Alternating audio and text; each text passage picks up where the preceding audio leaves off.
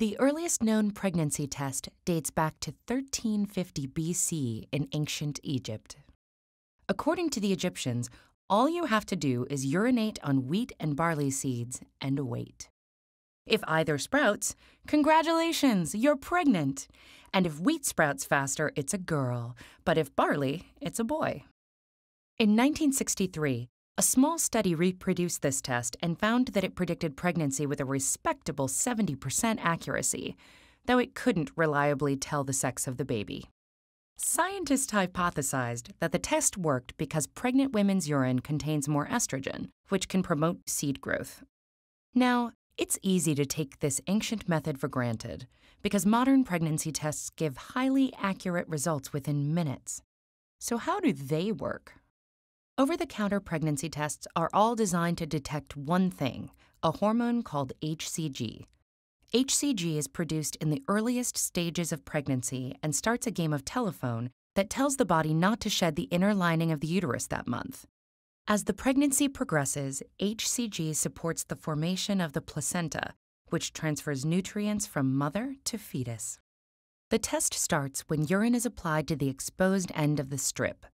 As the fluid travels up the absorbent fibers, it will cross 3 separate zones, each with an important task. When the wave hits the first zone, the reaction zone, Y-shaped proteins called antibodies will grab onto any HCG. Attached to these antibodies is a handy enzyme with the ability to turn on dye molecules, which will be crucial later down the road. Then the urine picks up all the AB1 enzymes and carries them to the test zone, which is where the results show up. Secured to this zone are more Y-shaped antibodies that will also stick to HCG on one of its 5 binding sites. Scientists call this type of test a sandwich assay.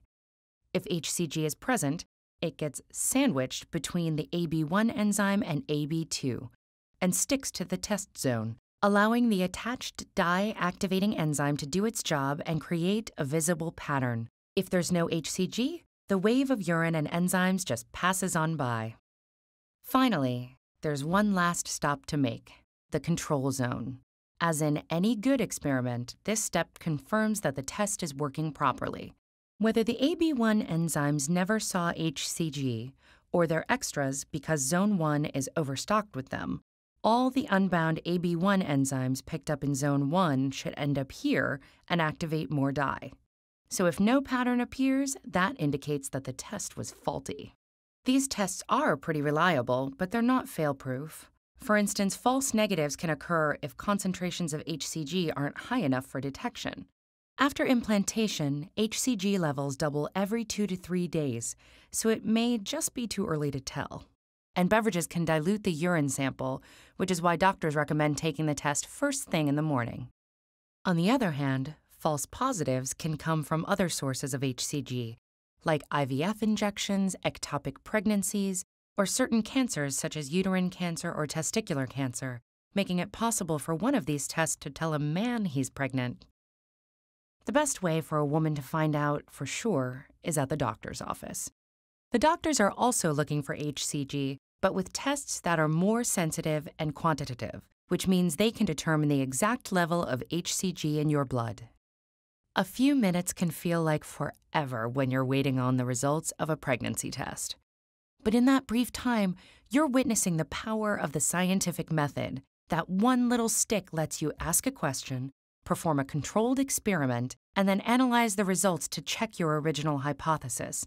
And the best part is, you won't even have to wait until the next harvest.